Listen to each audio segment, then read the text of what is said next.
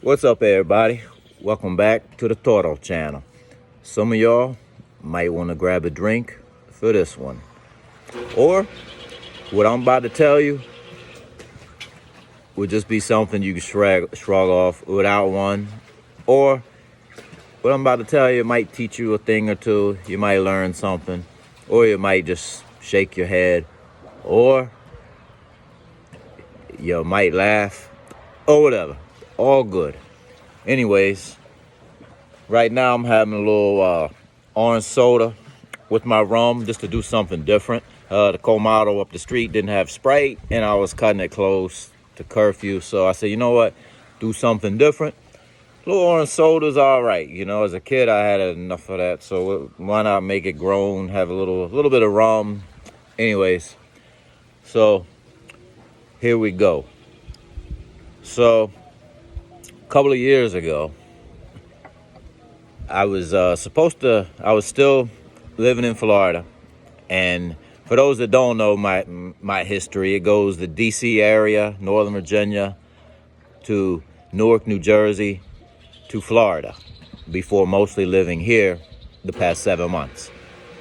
So up until 7 months ago, I would come down 2-3 weeks, 2-3 times a year. And when I would stay usually more than a week, it would end up being like a working trip. So anyways, let's go back a couple of years. We'll say October-ish for reference as the month. This is a timeline is important in these kind of things. So I come here in October and I'm chilling one day, and I see this little mango kind of that just, she's was kind of like kryptonite to me, just what I call little and cute. So for this story, we'll call her Cupcake. So me and Cupcake handle our business, and, I was only here for like a week at that point. And then I get a number for future reference for another time. Well, fast forward from then, like 3 months, and I was visiting the capital. A lot of times she spends time, or that's where her family is, in Santo Domingo. So I said, you know what? Be kind of nice to hit her up, see if she's on this end. So I hit her up, and she agrees to come meet up with me in Santo Domingo. So, we're hanging out, and immediately I noticed that her face is looking a little fuller. She's small and petite, so you notice these little subtleties. I'm not the most observant person, and I do have some vision issues and don't always notice things that others notice. Even with contacts and glasses, there's a challenge that I have that makes, my vision uncorrectable at this time. So, anyways, we spend a couple hours together, have a little fun, and then I send her home. All right, so a couple of more months go by, and I had been taking up to that point 2 or 3 short trips, and I was like, it's time for like another like good 3-week working trip, this time to Sosua. So, I remember clear as a bell, March 1st. We'll say 2019, all right? Just because it's what it is. So the night before I'm supposed to arrive, March 1st, I get a call and a FaceTime from Cupcake. And, it was really ironic to me, because I didn't tell anybody other than where I was staying that I was coming. I kept it sort of on the low, just because it's a working trip and I don't want to make any advanced plans. Sometimes I like to just come and figure it out as I go. So basically right away, she's like, I'm pregnant and you're going to be a poppy. And, I'm kind of looking at her like, impossible. Yeah, I don't think so. And she's like, no, la verdad. You're going to be a poppy. So,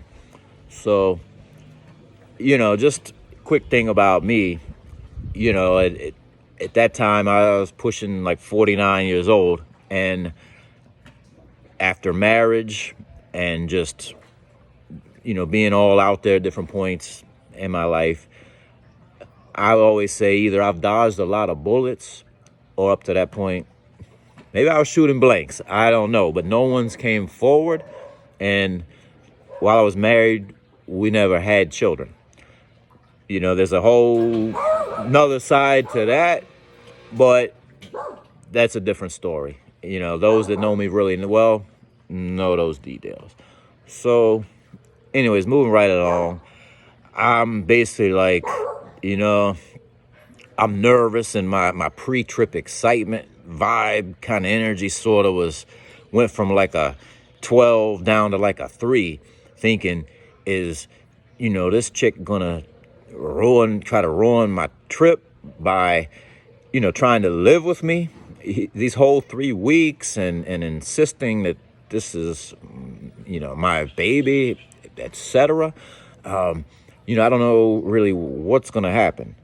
So I arrive the next day, and,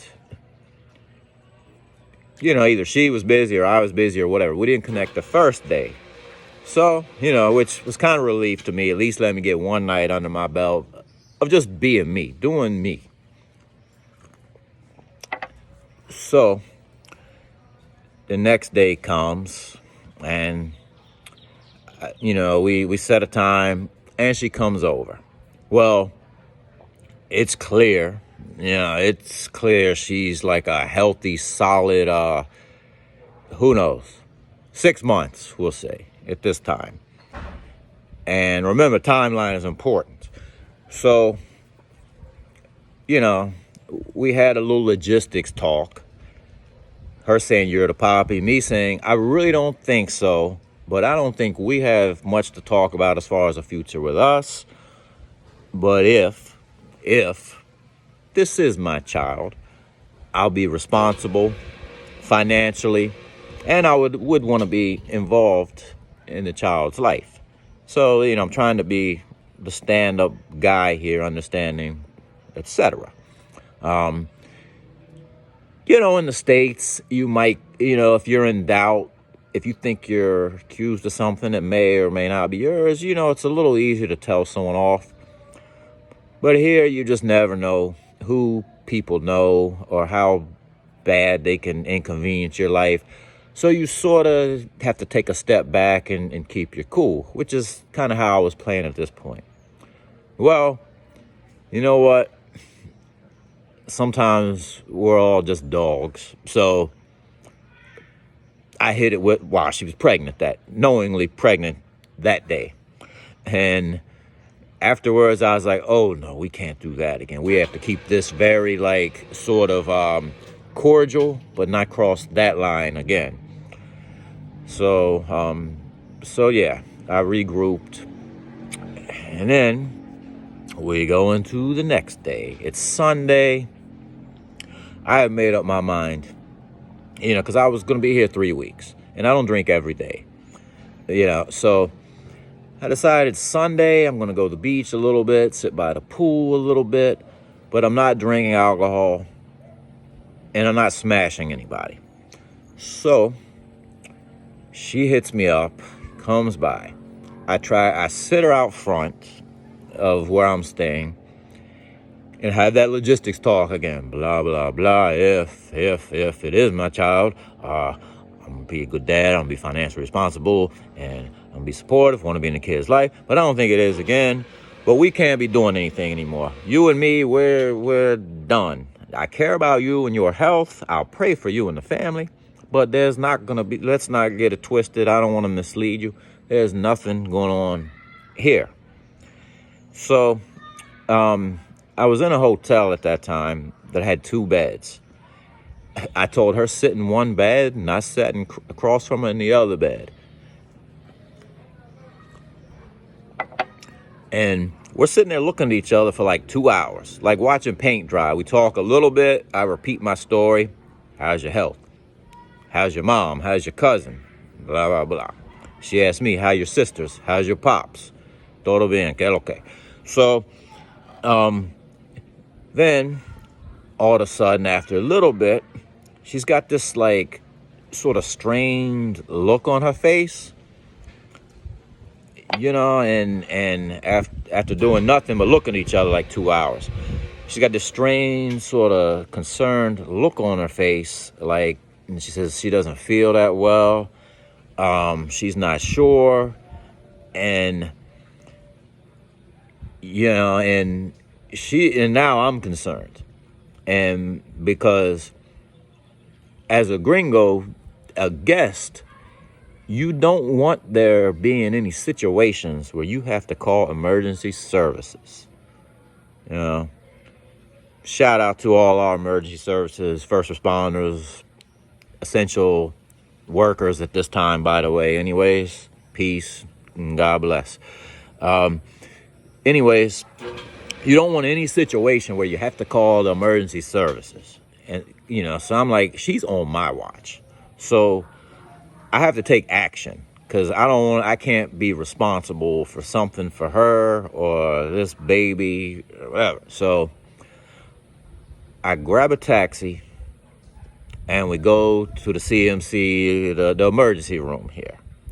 And, I had no idea what was going to happen, what was this going to cost, but I know you do have to pay cash without insurance here. So I basically emptied out my safe. And I'll tell you later about how much that ended up being. So we get to the emergency room. And interestingly, I found out like a day before that in the United States and the modern world, there's a prenatal paternity test that they could take by a blood sample from the mother and also take a sample of the expected father and determine paternity after like 7 weeks or something. And, on one hand, I'm like trying to get her, we get her situation, and I'm like whispering in the doctor's ear because, I'm all like flipping out too. Like, how do I sooner than later find out a way to clear my name? So I'm like, can we get this test here? And, and he's like, let us take care of her. Maybe you can get that test in the Capitol. So anyways, she gets in there. They hook her up to an IV, ask her some questions. And then they ask her for a urine sample.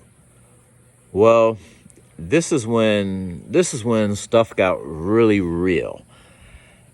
Next thing I know, I have to walk with her holding the IV bag into the baño of the hospital emergency room to give a urine sample. She's tinkling in the cup for the urine sample, and I'm holding the bag above her head so it doesn't drop. And at this point, I'm like, why do I come here for long terms? Why do I spend time talking, getting to know them, making contacts?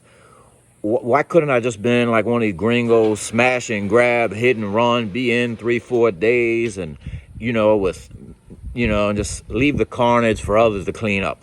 I was like, why couldn't I have just kept it simple? And in short, the reality is I have learned that there is a lot of benefit, to getting to know them a little bit. Some dramas, some side effects, obviously, this example, come along with that. But learning the language, getting to know people, regardless of what level that you want to place them at, regardless of what it is, there is some value and benefit, and it enhances our experience a lot. They're less mechanical, and your mileage does go a lot further when you do form some sort of connection and relationships, if you want to call that, with people.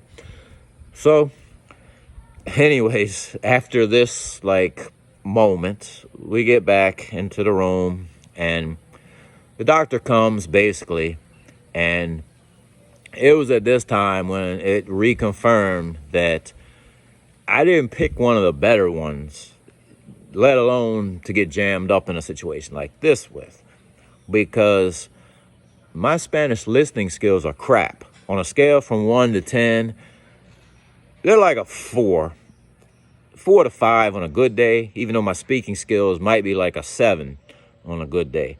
So, but the thing is, I'm understanding more that the doctor had to say to her than she did. And he's speaking strictly Spanish. And that's when I was like, oh, she's not very bright. It's just that bad education. I'm not judging her. This is just the reality. So, anyways, we finally get out of the hospital. It cost me, the bill for the emergency room was 4,000 something pesos. You could say a little bit shy of 100 US at that time. So I paid a bill and we're on our way. And, you know, we pretty much, from what the doctor was saying and stuff, that she did need something. She needed blood transfusion or something.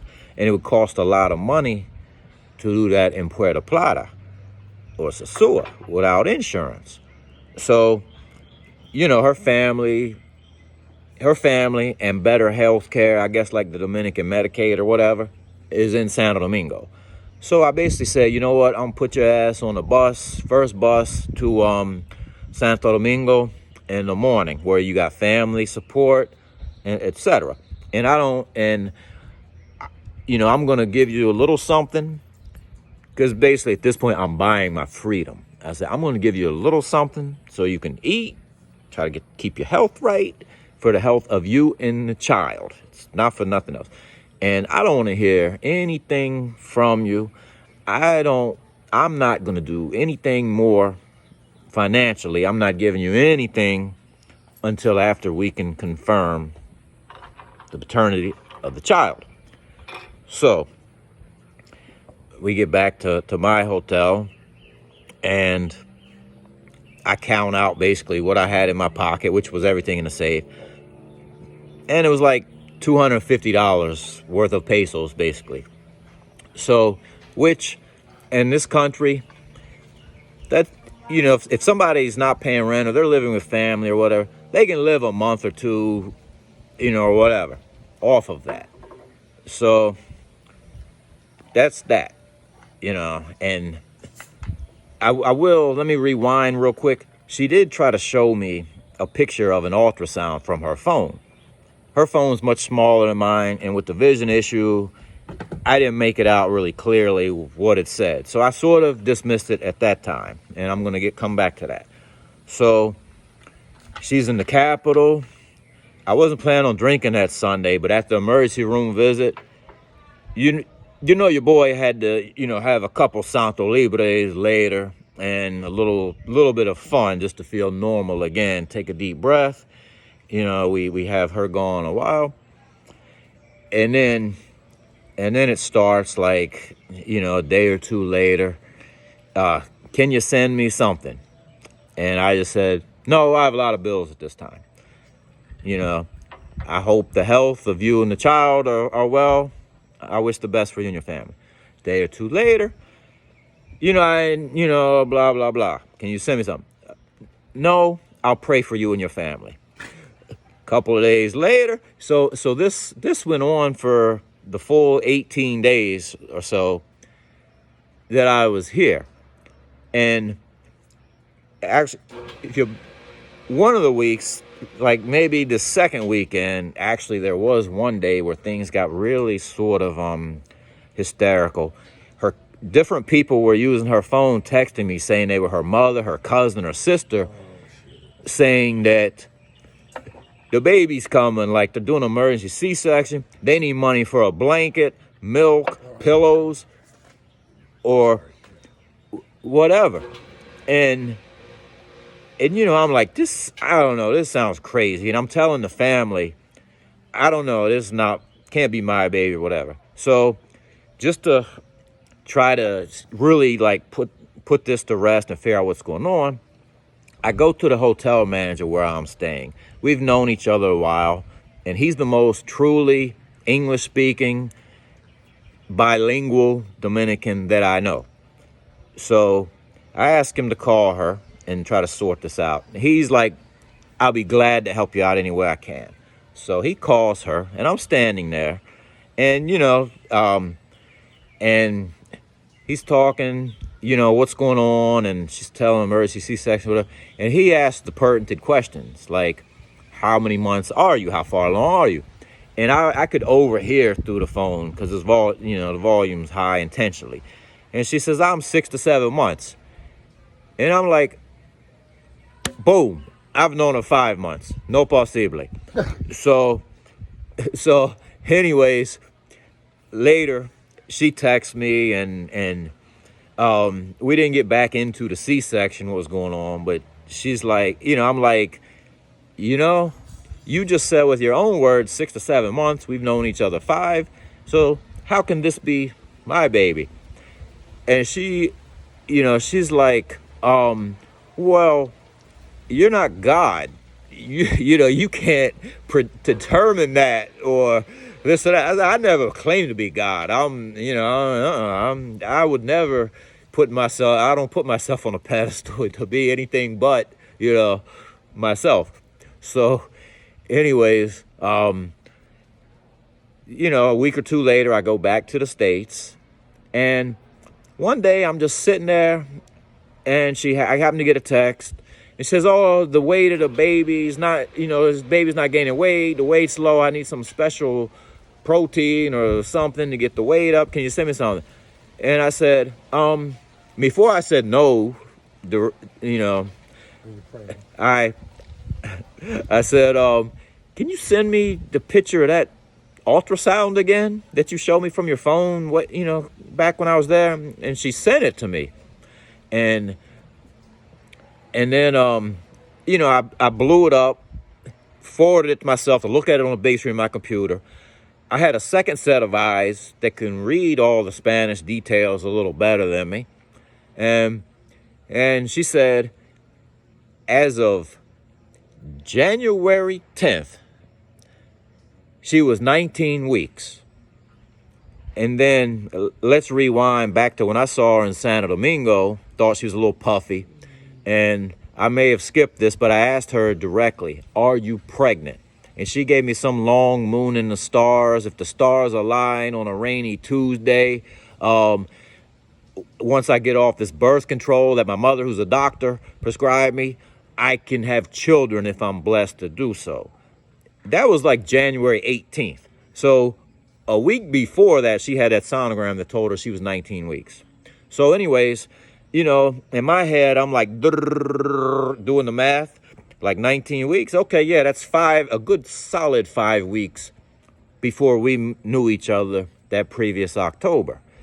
So, I'm still, so I'm like, so I respond to her, okay, obviously this is definitely not possible now. The test says it or whatever. And I said, I will pray for you and the health of your baby and your family. So I left it at that. And then she slowed down to like once a month trying to get money from me. And then I happened to be Memorial Weekend last year, which is pretty much around the same time as Dominican's Mother's Day. And coincidentally, that's when she actually had the baby. She sent me a picture, and I'm like, oh, congratulations. And she says, well, I'm happy if you want to receive a gift. And I said, well, congratulations, but no. And so, and then, let's fast forward to the next time we cross paths, and I come out of Merengue bar or something, pretty drunk, and I hear my name and I look and it's her, and she had texted me and told me she was in town before that and saw me passing on the street, but I didn't see her and she couldn't get my attention or whatever. But, I ignored her. And I turned around and she wasn't far away, so I didn't want to just blow her off. I said, you know what, this would be interesting. So I went over. She said, how come you haven't returned my text or whatever? And I said, because our time is done. Our time has passed. And she's like, well, why? I don't understand. I like, well, you should understand. You tried to put a baby on me that wasn't mine, and and then this was the first time I said, well, who is the father? And she said, well, it's some gringo, but he's just really bad. Muy malo. He's not doing what he's supposed to do or whatever. And at this point, I sobered up completely and felt like the world had been lifting from my shoulders. And I know those that have been listening this far, thanks for subscribing. Thanks for hitting the like. But those that have been listening this far, you may be asking, why didn't I just tell her to go take a flying leap, go screw herself or something? Well, here's the thing. You can do that in the modern world or North America, but in Dominican Republic, besides money, and sometimes it's not always money, sometimes it comes down to connections. And you really don't know who somebody else knows or who their connections are always, and how they can really make your life really difficult to where you could even be like harassed or set up on some fugazi stuff, sent to jail, etc. So that's why I tried to keep my cool. Well, I did, obviously. I kept my cool for this whole process, and just played it cordial, but I also kept firm and didn't give her any money outside of initial money that after the hospital, just trying to be a decent enough guy, because we really didn't know at that point whose baby it was. And I was really buying my freedom, so that's why in any situation, regardless of the situation here, it's best to try to keep your cool and watch things play out and take their natural course. And so that's it. And some guys probably, still listening, you might say, shame on me or whatever, rolling the dice with a mango or whatever. Hey, we're all men. We roll the dice, by what we do anyways. And you know what? Sometimes some of us are bigger dogs than others, and we just like to let one fly in there once in a while if given the opportunity. So anyways, that was the story of Miss Cupcake and my pregnancy allegation here. So hope everybody has a blessed the rest of your weekend. And thanks again for watching. Thanks for subscribing. Be well. Peace. I forgot you. I was going to say, who are you talking to? It looks like